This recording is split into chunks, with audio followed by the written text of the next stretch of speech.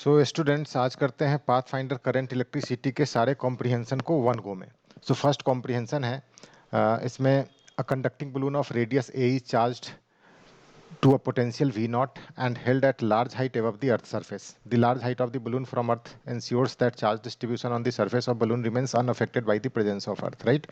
It is earthed through a resistance R, ये earth से connected है through a resistance R and a valve is open. इसमें एक valve भी है जिससे इसके इंटरनल अंदर के गैस या एयर को बाहर निकालना है। Right, the gas inside the balloon escapes through the valve and the size of the balloon decreases. This radius A is actually decreasing. The rate of decrease in radius of balloon is controlled in such a manner that the potential of balloon remains constant. मतलब situation इसमें यह है कि जो potential है V not, इसको जब हम लिखेंगे के क्यू बाई आर, तो इसमें R is decreasing and Q is also decreasing. Charge flow कर रहा है through resistance to the earth, so दोनों का रेशियो कांस्टेंट है, therefore potential is constant. Right, ये है सिचुएशन। नाउ सॉल्व करते हैं। Question is relatively simpler.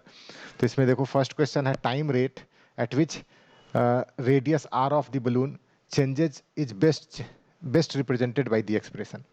तो वही पोटेंशियल कांस्टेंट करेंगे, पोटेंशियल कांस्टेंट करके D R by D T निकालना है, rate of change of radius. तो हमने लिखा हुआ है यहाँ पे क्वेश्चन नंबर 20 में Q is equal to C V because it's a capacitor, because दूसरा कंडक्टर इनफाइनाइट रेडियस का है या वेरी लार्ज डिस्टेंस पे है, तो ये भी लिख सकते हैं। सो चार्ज किसी भी टाइम पे इस पे लिखेंगे तो Q is equal to C V and C is 4 pi epsilon not R of a conductor where R is radius. किसी इंटरमीडिएट इंस्टेंट पे वी नॉट इज पोटेंशियल जो कि पहले का ही हमेशा कांस्टेंट है, तो ये चार्ज है। नाउ इसको यहाँ से आई को लिखेंगे I is equal to D Q by D T. D Q by D T करने से ये 4 पाई एप्सिलॉन नॉट, ठीक है, वी नॉट इसी को डिफ्रेंशिएट करना है तो D R by D T हो गया। And this current is V naught by R, किसी भी टाइम पे इसका पोटेंशियल वी नॉट एंड इसका जीरो, तो potential difference is V naught minus zero divided by R, है ना। तो ये D R by D T हमारा यहाँ पे आ गया। माइनस साइन हमने लगा दिया because R is decreasing, so D R by D T this answer ये बी हो गया हमारा 20th का। नाउ 21st में पूछा हुआ है how much heat is dissipated in the resistance. इसमें हीट कितना डिसिपेट हो रहा होगा, तो दो मेथड से कर सकते हैं। ऑल्दो हमने पहले तो डिफिकल्ट मेथड ही कर लिया एनर्जी बैलेंस करके, बट ईजियर मेथड अभी समझ में आया लिखते टाइम। राइट, इसमें हीट निकालने का जो फॉर्मूला है वही फॉर्मूला लगा लेते हैं। हीट कैसे निकालते हैं तो हम सबको पता है, हीट किसी भी रेसिस्टेंस में आई स्क्वायर आर डी टी का इंटीग्रेशन करेंगे, या तो एनर्जी बैलेंस से करते हैं या अगर करंट पता है, टाइम इंटरवल पता है तो आई स्क्वायर आर डी टी कर देते हैं। तो ये ज़्यादा ईजियर दिख रहा है जो हमने साइड में लिखा हुआ है, तो पहले इसी को समझ लेते हैं। बाकी जो थोड़ा मुश्किल मेथड है वो भी हमने यहाँ पे लिखा हुआ है, इसको भी समझ लेंगे। राइट, तो इसमें हमने लिखा है कि कितने टाइम में इसका रेडियस ए से ए बाई टू होगा, तो इसी रिलेशन को यूज कर लेते हैं यहाँ पे। So D R is equal to minus 1/4 pi epsilon not R D T का इंटीग्रल, रेडियस ए से लेकर के ए बाई टू तक, टाइम 0 से टी। सो यहाँ से टी निकल के आ गया, T is equal to 2 pi epsilon naught a capital R. Capital R is resistance which is connected between earth and the conductor और बलून, ये है। तो इतना टाइम लग रहा है जिसमें रेडियस इसका आधा हो रहा है, तो इतने टाइम में कितना हीट लॉस हुआ, तो हीट का formula I square R D T, I को V potential difference divided by resistance R कर दे तो ये वी स्क्वायर बाई आर हो जाएगा। तो V square by R D T का integral, V is potential difference, तो पोटेंशियल डिफरेंस वी नॉट है, वी नॉट बाहर, V not square by R बाहर, डी टी का इंटीग्रेशन टाइम यहाँ से रख देंगे, तो ये हमारा निकल के आ रहा है heat is this 2 pi epsilon naught a v naught square। So answer C is correct 21st ये है। नाउ हमने दूसरा तरीका भी यहाँ पे लिखा हुआ है, ऑल्दो ये थोड़ा लेंदी है बट फिर भी अगर तुम समझ सकते हो तो समझ सकते हो। इसमें हमने क्या लिखा हुआ है, इनिशियल एनर्जी ऑफ बलून 0.5 के क्यू स्क्वायर बाई आर जो सेल्फ एनर्जी होता है, final potential energy of balloon 0.5 के क्यू स्क्वायर बाई आर। पहले रेडियस ए है, बाद में रेडियस ए बाई टू है, चार्ज का वैल्यू रख देंगे यहाँ से सी वी से, ठीक है, और सॉल्व करेंगे तो इनिशियल एनर्जी ये निकल के आ रहा है, फाइनल एनर्जी ये निकल के आ रहा है, सेल्फ एनर्जी। एंड दूसरा हमने लिखा हुआ है एक और एनर्जी यहाँ पे इन्वॉल्व है, अगर समझ सको तो, work done by external agent in maintaining voltage. Actually हो क्या रहा है कि ये जो बलून है पहले से चार्ज है, हमेशा चार्ज है इनफैक्ट, तो इसका टेंडेंसी है इस बलून का इलेक्ट्रोस्टैटिक प्रेशर की वजह से मूव आउट करने का, इसी की वजह से इसमें प्रेशर डेवलप कर रहा होता है, इलेक्ट्रोस्टैटिक प्रेशर जिसे बोलते हैं। ना जब इसमें से हम गैस को निकालेंगे तो एक्चुअली ये, ठीक है, ये इसका वॉल्यूम कम हो रहा होगा, तो in the process P D V work done external agent के वर्क डन के बराबर हो जाएगा। मतलब जिससे गैस लीक कर रहा है या गैस बाहर निकाल रहे हैं उसके कॉरेस्पॉन्डिंग इस पर पॉजिटिव वर्क हो रहा होगा, बिकॉज राइट, ठीक है कि नहीं, P D V. So P D V हमने लिखा हुआ है work done by external agent in maintaining voltage, pressure किसी भी टाइम पे sigma square by 2 epsilon naught, D V में माइनस साइन हमने लगा दिया because volume is decreasing here, ठीक है, sigma is charge density, values रखने के बाद ये निकल के आ रहा है this is the work done by external agent. ठीक है। So H is equal to work done by external agent, मतलब गैस लीक करने की वजह से, minus change in potential energy, values रखेंगे तो सेम ही आंसर आएगा। Although this method is lengthy, so better यहाँ पे I square R D T हमें ये यूज करना चाहिए। दोनों ही कर सकते हैं, एक एनर्जी बैलेंस के टर्म में, दूसरा I square R D T के टर्म में। सो ये हो गया हमारा question number 21। Moving to next comprehension 22 and 23। 23 simple. इसमें क्या है कि parallel plate capacitor is filled with two dielectric layers, दिया हुआ है दोनों का dielectric constant, conductivity is also given sigma 1 sigma 2, right. Capacitor is connected ideal across an ideal battery of voltage V, ये दिया हुआ है। नाउ क्वेश्चन है find the electric field in the material A dielectric A and dielectric B में हम field निकाल सकते हैं। एंड पूछा हुआ है total surface charge density on the interface of the two materials, यहाँ पे कितना चार्ज है, अगर कोई चार्ज यहाँ पे है तो ये चार्ज कितना है ये हमें फाइंड आउट करना है। ठीक है, तो कॉन्सेप्ट काफ़ी सिंपल है, बैटरी से कनेक्टेड है और कंडक्टिविटी है डाइलेक्ट्रिक का दिया हुआ है, तो इसमें करंट फ्लो कर रहा होगा, तो करंट ये आई जो हो जाएगा, ठीक है कि नहीं, ये करंट आई कैसे लिखेंगे हम यहाँ से, तो जो इसके क्रॉस पोटेंशियल डिफरेंस है डिवाइडेड बाई रेसिस्टेंस, या अगर हम फंडामेंटल फार्मूला को यूज करें ओम्स लॉ को, तो J is equal to sigma E एक होता है, and J is equal to current density, current per unit area, so I is equal to J into area, ये भी यूज कर सकते हैं, right. Area is same, current को same ही रहना है, ठीक है, तो इसका मतलब क्या हो जाएगा, J will be same, J will be constant. So हमने यहाँ पे लिखा हुआ इक्वेशन देखो, पहला तो पोटेंशियल डिफरेंस इसके cross potential difference is equal to, अगर लेट्स से इसमें इलेक्ट्रिक फील्ड है E1 और इसमें इलेक्ट्रिक फील्ड है E2, तो E1 D1 plus E2 D2 potential difference का फॉर्मूला जो इलेक्ट्रोस्टैटिक्स में करते हैं, है ना। सो ये first equation. Second equation, J is equal to sigma E is constant because current is constant here, है ना। सो करंट और करंट डेंसिटी इज कांस्टेंट, तो सिग्मा 1 E1 पहले मटेरियल में, इसमें सिग्मा 1 E1 और इसमें सिग्मा 2 E2 जो जे का वैल्यू है, दिस इज ऑल्सो कांस्टेंट। इन दोनों इक्वेशन को सॉल्व कर लेते हैं, तो इससे हमारा E1 निकल के ये आ गया एंड E2 भी निकल के आ गया, दोनों में फील्ड निकल गया, राइट, दोनों में फील्ड निकल गया। तो फर्स्ट में फील्ड पूछा हुआ है तो ऑप्शन डी करेक्ट हो गया यहाँ पे।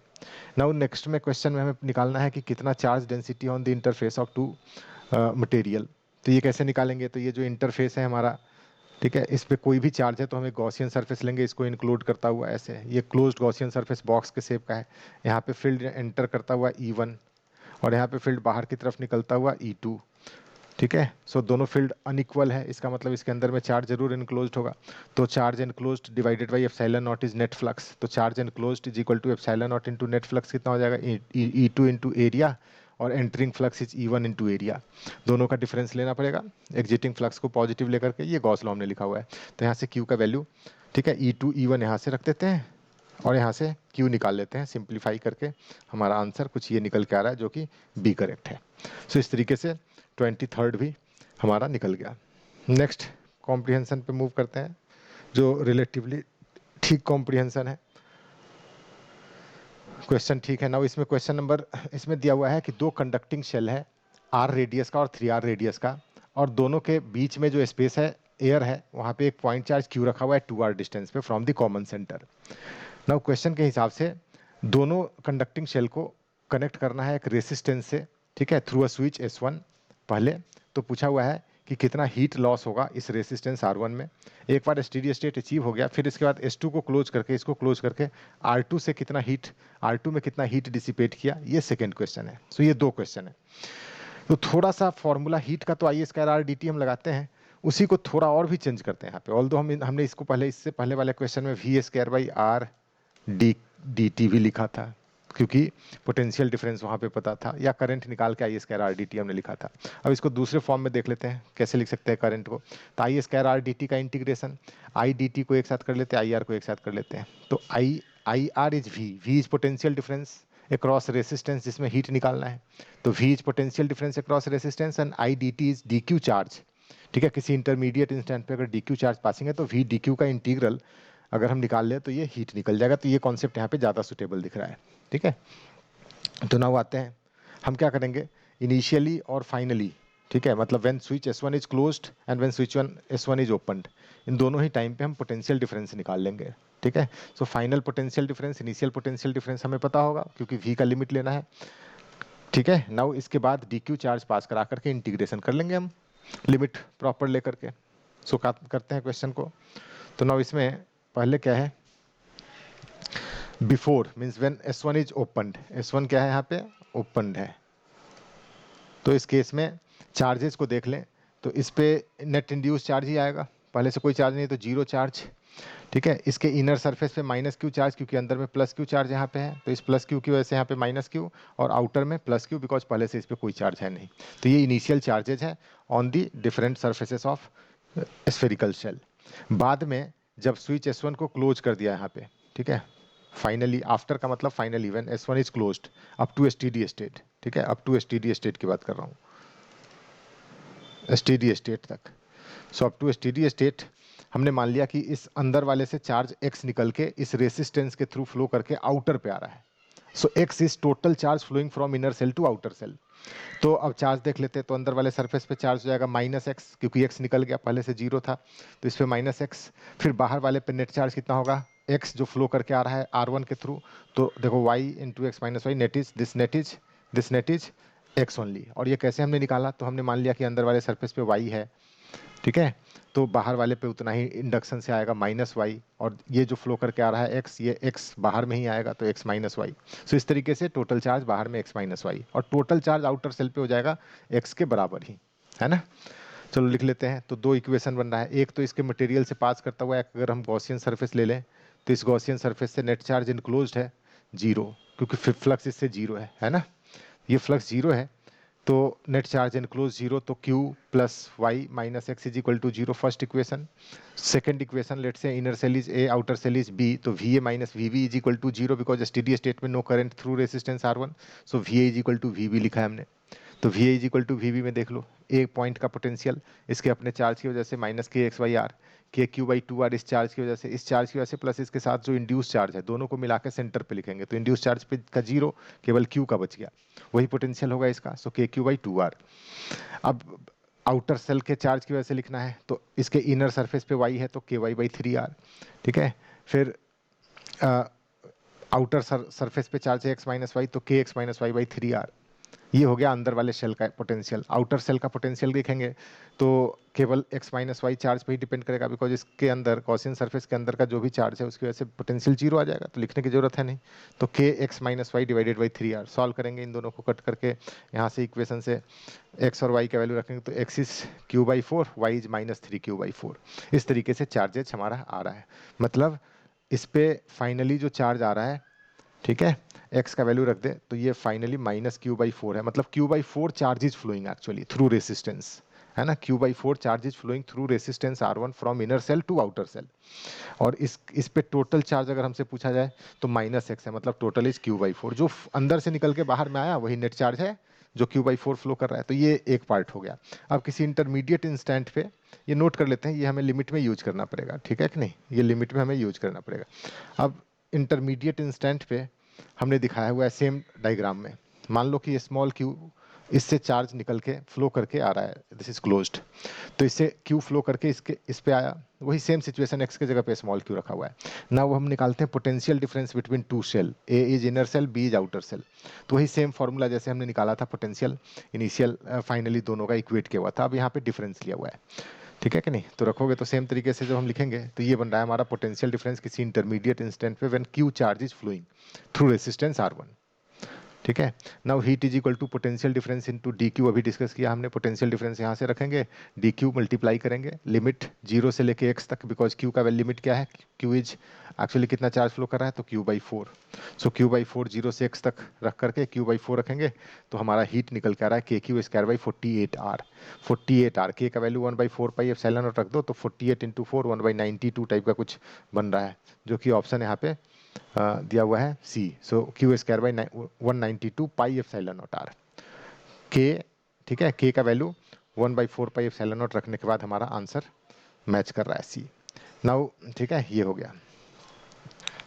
नाउ अब नेक्स्ट पार्ट में पूछा हुआ है कि जब ये फाइनल स्टेडी स्टेट में है, अब स्विच S2 को क्लोज करेंगे तो कितना हीट लॉस होगा। तो ऑब्वियसली आउटर सेल को अगर हम एक रेसिस्टेंस R2 से जोड़ दें, ठीक है, अर्थिंग कर दे इसका, तो ऑब्वियसली जो इसके आउटर सरफेस पे जो भी चार्ज है, यही चार्ज तो फ्लो करके जाएगा अर्थ में, ठीक है ना। तो ये चार्ज का के कॉरेस्पॉन्डिंग जो एनर्जी है वो हीट लॉस में जाएगा, एनर्जी बैलेंस कर सकते हैं। तो ठीक है, तो इस पे चार्ज कितना है, तो इस पे चार्ज है Q, कैपिटल Q, ठीक है कि नहीं, ये हमने निकाला है टोटल कैपिटल Q। तो ये जो कैपिटल Q चार्ज है इसके corresponding energy 0.5 kq square by R, R is 3r here, small R 3r, ये एनर्जी है सेल्फ एनर्जी आउटर चार्ज के कॉरेस्पॉन्डिंग। यही एनर्जी पूरा का पूरा हीट लॉस में जा रहा होगा इन रेसिस्टेंस R2। तो ये हमने लिखा हुआ है heat in resistance R2 is 0.5 kq square by 3r। So answer is this, right.